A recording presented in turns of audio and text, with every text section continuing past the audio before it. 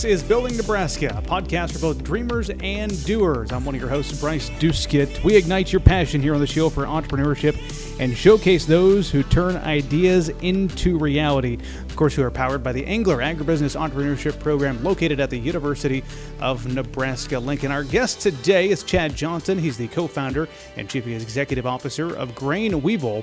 In my opening there, Chad, I say we showcase people who turn ideas into reality. That's what you all have done, as I've followed you all for the past several years with Grain Weevil. But let's go back. What is this concept? What is Grain Weevil? So Grain Weevil, it started out as a grain bin management robot way back in, maybe summer of 2019. We got a challenge from a local farmer there in Giltner, Nebraska, who saw a robot that my son built and said, "Hey, if you can build that robot, build me one to keep me out of a grain bin." So you've turned this idea now into reality. As people can see behind us, you've got several of these robots. Tell me, from the time you've gotten started, how things have changed. I'm sure it's been a constant change into what you have today. Sure. Back here on the back wall, you can see the orange and duct tape together robot. That was the first one that actually worked. And we've gone through all sorts of iterations, battery power, to different types of augers, to the size of the robot, ultimately landing on the design that we have now that we call our workhorse model. And everything that's up on the wall was a specific test to get us to this version that can actually get work done inside of a grain bin. How does all this work? Without getting into the nitty-gritty, I'm sure, of engineering. Yeah. So it's really simple. So we built a mobile robot that uses augers to drive the robot. And in the process of driving a robot, we agitate the grain.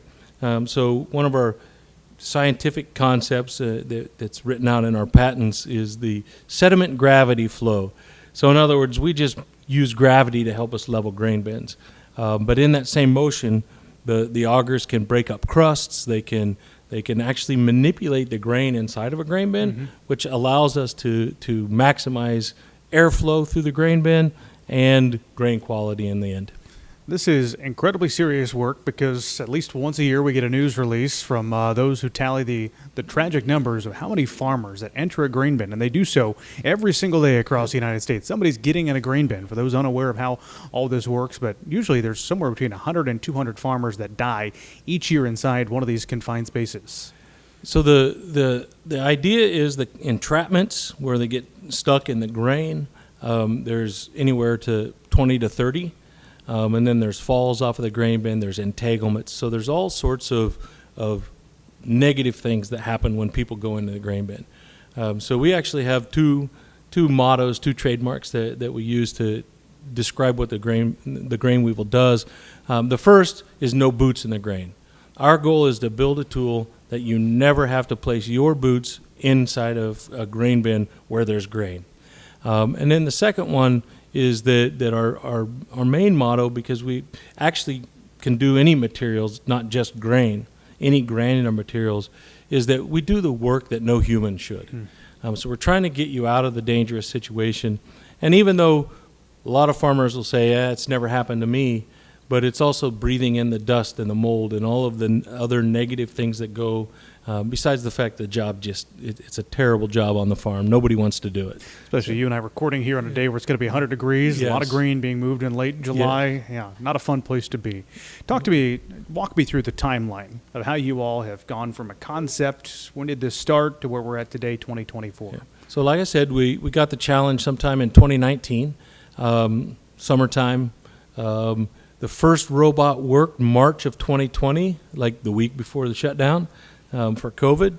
And then we've steadily progressed through 8 more working versions. And the robot went from just a little project in our shop in Aurora to where we're at now is our what we call our robot shop. And we're actually expanding. We're starting to outgrow this space, so we're going to get a new space. So that progression has really gone from just a little hobby project to the first orange robot went viral, and we got hundreds of direct messages that really told us, hey, this could be something real. And then the big trigger, the big step for that was we got connected with the combine, and we started to go through that accelerator program that they had. And that's really helped us develop along. When you and your son kind of co-founded this, brought an idea to life, a lot of publicity, as you mentioned, did you dream of it becoming where you're at today? You know, when the farmer first challenged us, he kept telling us, you know, there's a pretty big market for something like this. And neither Ben or I had never been inside of a grain bin. So we really didn't understand the problems, the challenges, and then all the other things that a machine like this could do. So I think once we started to get in, we started to get some of that recognition. We knew that there is a big market, but I don't think we ever could have dreamed of the social media views that we know of, we're over 200 million views. And it's just really cool to watch the robot. You can see it on TikTok and Twitter, and you know, so it's neat for us to see that it's being seen worldwide. We get phone calls from all over the world. Hey, I saw your video. I want to look at the robot and see if it can help me. So that's really cool. It's a really neat to be a part of. You know, that first idea of let's just see if we can do it, to capturing the attention that we've gotten. Glad you brought up kind of the viral sensation of the Grain Weevil. It made me ponder a question I want to ask you, Chad.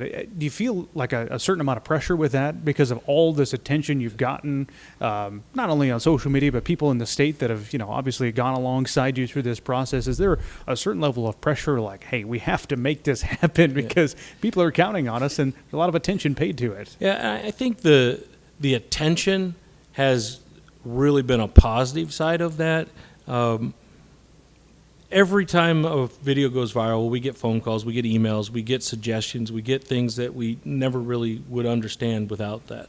I think the pressure comes from every 2 weeks someone dies from being trapped in a grain bin. And that's the piece of it that really is, you know, hey, we need to get going, we need to move. I think the hardest part about this is everyone's seen the robot from 2020. And some of that publicity that we've gotten, people think, hey, this they've been around forever. Yeah. Why don't we have a robot? And it takes a tremendously long time to develop a machine like this from concept. Like, all these machines work great, but to get them to where they can be reliable and safe to be operated by a farmer or by a commercial facility, that just takes so much time. That I think that's where every time we see somebody, can I buy one yet? No, not yet, but we're getting really close. So we're ready to be able to answer that question fairly soon. So, what does your rollout to the public look like? So right now we're getting ready to build a fleet of 30 robots that are going to go out to what we call our Ben Assist network. And that network of technicians and partners will provide services this fall. So you'll be able to schedule to get your grain bins leveled.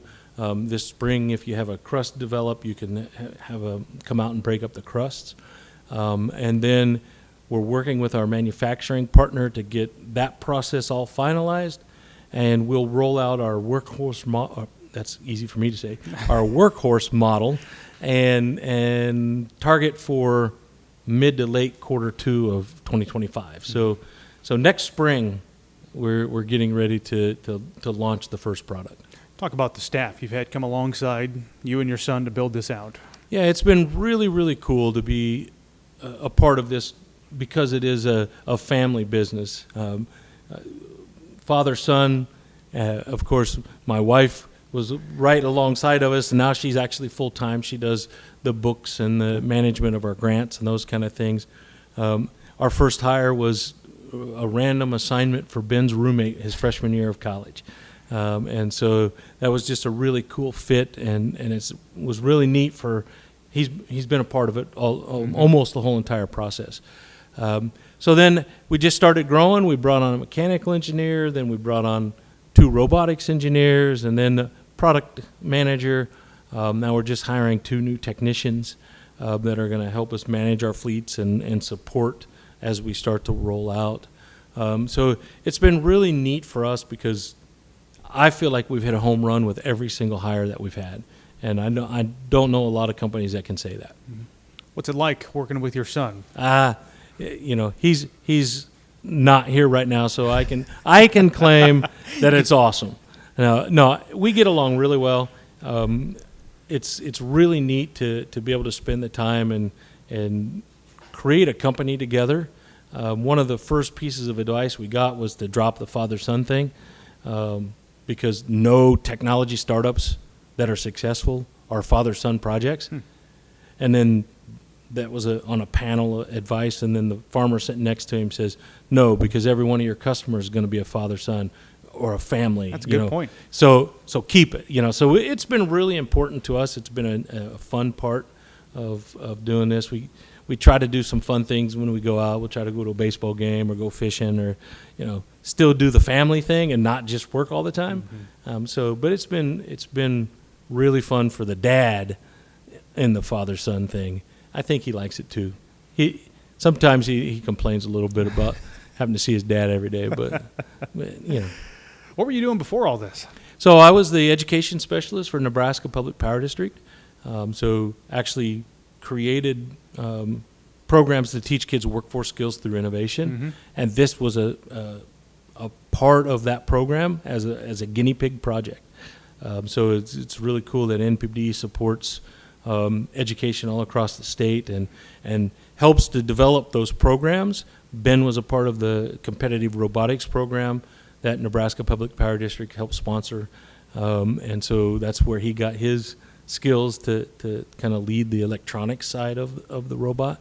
This is the first time in my life that I'm not actually being an educator teaching, and I love every minute of it. I miss a little bit of that, but you couldn't ask for a better opportunity for me in my professional development as well. It's so fun to watch you all grow into, what was this concept, got a lot of publicity, have you on the radio a couple of different times now and watch you all speak. But as you and I talk here, Chad, we're talking a lot of the success, and the reality is with business or entrepreneurship, it's not all that. What's been a couple of the challenges that have really challenged or made you all, don't know what the right word is, but what big challenges have you had to overcome along the way? I told someone the other day, we did the Heerman lecture. Yep. And if you wrote a Hollywood script about our startup, no one would buy it and make a movie out of it because they wouldn't believe it.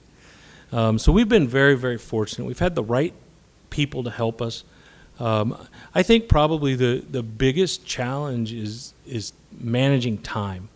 We've got so much to do to get this, to prepare, to get through all the certification process for the safety issues, to make sure the robots are robust and reliable, that it just takes so much time. So mapping out, making sure we have funding, making sure we have all the right tools and equipment and all of those things, managing it's not how much we have to do, it's that, we can't really go any faster because there's some of the things that we don't control the timeline, and that's been the biggest challenge, making sure that we're always thinking 2 or 3 or 4 steps ahead so that we do things the right way and provide ourselves with the right opportunities to meet some of those milestones. Geographically, you're based, or your office where we're sitting right now, Omaha, Nebraska, not far from where you were previously, near Aurora. But why Nebraska? How is this space, and you mentioned the combine, that ag incubator space, how has Nebraska played a role in your story? So it's been really, really cool because we have pockets of networks that we participate in all across the Midwest, and having this be kind of a core Nebraska thing, it's been really, really neat because there's so many things that we've taken advantage of. We've done the prototyping grants. We've done the Intern Nebraska program. We've done Invest Nebraska has been a big investor, and so everything that we've kind of needed has been right here. Great mentors, great assistance in every aspect of our business, and we're within a day's drive of almost 80% of the grain in the United States. Almost 80% of the stored grain in the United States is within 500 miles of Omaha. So you couldn't pick a better location. Where do you see this going?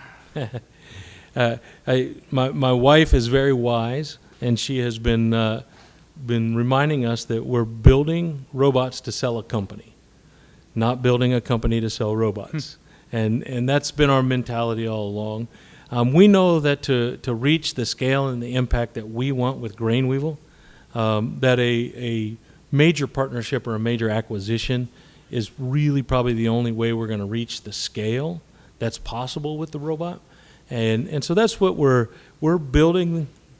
We're working on the manufacturing side of things. We're working on all of the launching of the products, and we're preparing all of that.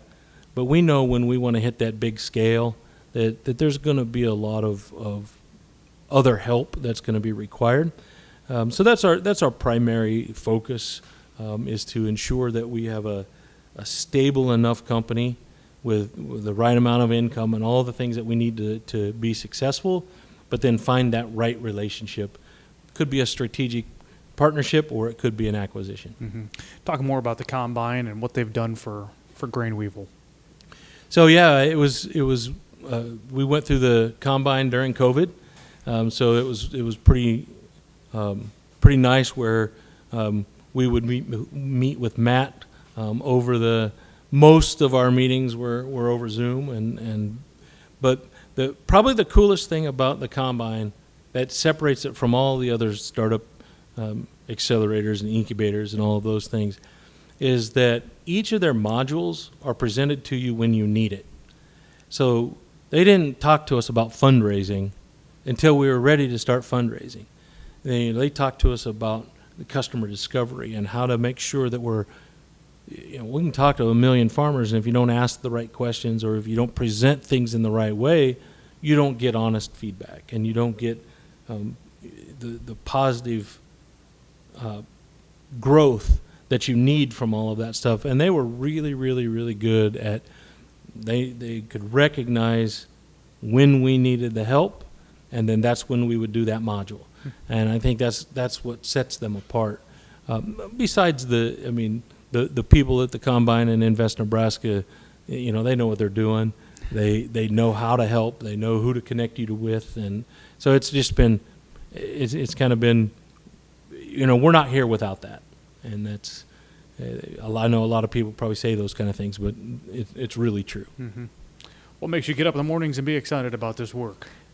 Well, besides the fact that I get to build robots with my kid every day, that's the cool piece. The mission side of things gets me excited.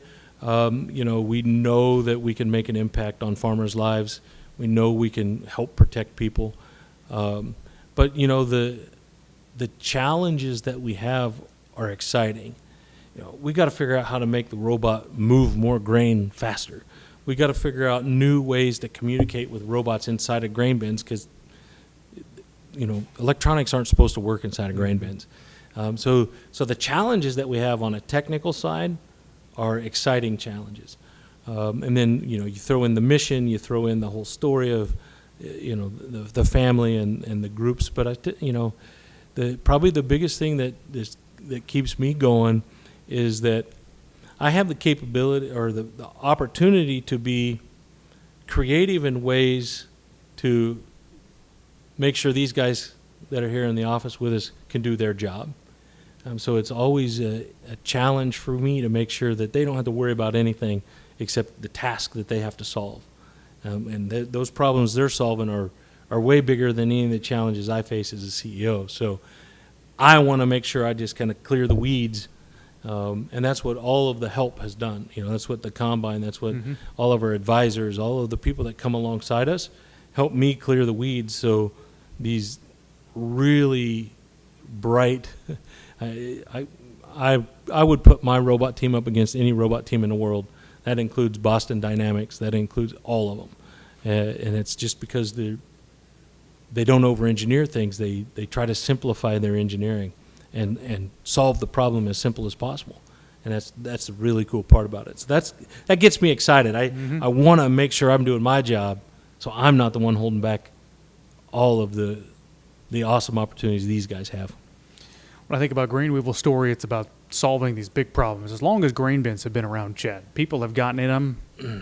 A lot of people get out of them, but unfortunately along the way, people do die every 2 weeks. That was the stat you shared. it's a big problem, and people look at it as, this is a problem, but a few people have tried to solve it along the way. How do you, as you look back on your story, and it's exactly what you're doing, you're solving a big problem. How do you go about doing that? Well, probably the biggest thing that may set us apart, going into solving this problem, we knew that we didn't know how to solve the problem. The challenge came from an industry that we're not familiar with. Mm-hmm. And so not assuming that we know what we're doing has been probably the biggest asset, the biggest success of our company. That allows us to, Ben knew how to build little robots from the robot competitions. So we came up with what we knew and then just allowed all of this input and this advice from hundreds and hundreds of farmers and throw it out there, see what happens, break it, fix it, but start to really focus on the application, the workflow. If the robot does its job but can't do it in a way that makes it easy to implement, then no one's going to adopt it. Mm-hmm. And so I think solving the big problem was that we didn't really know how big the problem was, so we just started climbing, right? We didn't have this big, like, oh man, this is a world-changing problem. We had this, we got to make it do this. And then we made it do that. And then someone else said, well, if you could do this, then it would really help us, well, it can do that. And so it really just started snowballing. So the solution started snowballing a little bit because we were naive about how hard the problem really was. Yeah. Well, people often wrap up podcasts about entrepreneurship saying, what advice would you give somebody? But, you've got a few specific things that I'm curious about your advice. Let me ask about father-son dynamics, working together. What advice would you give people, a lot of them in the ag industry, that are working in family dynamics and entrepreneurship? I think you have to be very intentional. I think we have to recognize, I have to recognize that Ben and I are different. And we can joke about it. I grumble, man, if you just work as many hours as I did, just think about how much we get done. And then he's like, well, if you just worked a little faster, you wouldn't have to work so many hours. And so I mean, there's some of that dynamic that the difference in generations and just trying to, but we try to go at it in a way that, business is business. And family's family. Mm-hmm. And we enjoy being here together, but we have to be intentional about making sure that there's family time. And ever since he was 10 years old, every conversation that we've ever had at a kitchen table, was robots and electronics. And I mean, because all of us really love that stuff. But now it's like we have to be intentional about, let's not talk business. Let's stay a family, and so that's it. It's you got to be humble in the fact that there's no way the mission may be bigger than all of us, but this business is not more important than my relationship with Ben. Mm-hmm. And as long as I know that, and as long as he knows that, as long as all the investors know that, then we know moving forward. That we can keep all that stuff straight. So I think it's just being very intentional, making sure that we take time to do family things. If we're on a business trip, like I said before, we try to go watch a baseball game or maybe sneak away and do something fun, even though it's a business trip, because we still want that father-son time. Mm-hmm. Well said and well done. I guess it's been a lot of fun catching up with you today. It's been a while since we've done this, and see all the progress you've made on display behind us from that original concept to today. Yep. Really, really cool. All in Nebraska. Thank you, sir. Well, I appreciate it. Thank you very much. Chad Johnson, our guest from Grain Weevil, the grain management company. They've even got a grain bin here in their warehouse. Pretty cool stuff happening in Omaha, Nebraska. This is Building Nebraska, powered by the Angler Entrepreneurship Program, located at the University of Nebraska-Lincoln. We'll see you next time.